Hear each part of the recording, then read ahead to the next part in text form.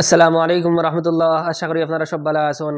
আমরা সবে জানি যে ইসলামের শুরুয়াতি জিন্দেগির মধ্যে নবী করিম সাল্লাল্লাহু আলাইহি ওয়াসাল্লামে যখন সাহাবায়ে কেরাম যখন কুফারে কুরাইশে দাওয়াত দিছেন, তখন কুফারে কুরাইশে বিভিন্ন ধরনের সাতাইছেন, বিভিন্ন ধরনের জুলুম ও সিতম করছেন।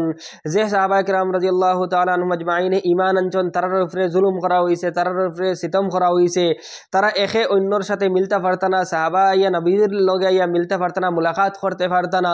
তখন অনেকটা লোকাল জায়গার দরকার হতো, যে জায়গাত আইয়া লুকাই লুকাই সাহাবায়ে কেরাম রাদিয়াল্লাহু তাআলা আনহুম আজমাইন একত্রিত হইয়া নামাজ পড়তে পারেন, একত্রিত হইয়া দিন শিখতে পারেন, একে অন্যর কাছ থেকে কোরআন শিখতে পারেন, একে অন্যর কাছ থেকে যে দিনের মালুমাত সকল গ্রহণ করতে পারেন। যে জায়গা কুফারে কুরাইশর চোখ থেকে দূরেই থাকতো, কুফারে কুরাইশর মাহফিল হল তারার দরবার থেকে দূরেই থাকতো, অর্থাৎ তারা এই জায়গা ব্যাপারে জানতো না। তখন সফা ফালের উপরে একটা লুকাইল গড় আসলো, যে গড় কুফারে কুরাইশর চোখ থেকে দূরই আসলো, অর্থাৎ তারা এই গড় ব্যাপারে জানতা না।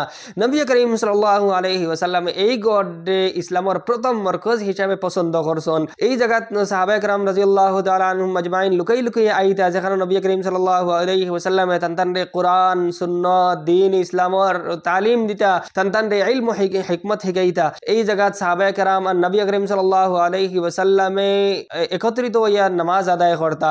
আমরা সবাই জানি যে এই সময় নবী করিম সাল্লাল্লাহু আলাইহি ওয়াসাল্লাম ছাড়া সাহাবায়ে কেরামে খানায়ে কাবার মধ্যে নামাজ পড়তে পারতা না, তারার এতখান শক্তি আসলো না যে তারা এই জায়গাত নামাজ পড়িতাম। অতার লাগি নবী করিম সাল্লাল্লাহু আলাইহি ওয়াসাল্লামে এই যে গড় যেটা, এই গড়ে দাঁড়ে আর কম খাওয়া হয়, এই গড়ে ইসলামের প্রথম মরকজ হিসাবে, শিক্ষা প্রতিষ্ঠান হিসাবে নবী করিম সাল্লাল্লাহু আলাইহি ওয়াসাল্লাম পছন্দ করছেন।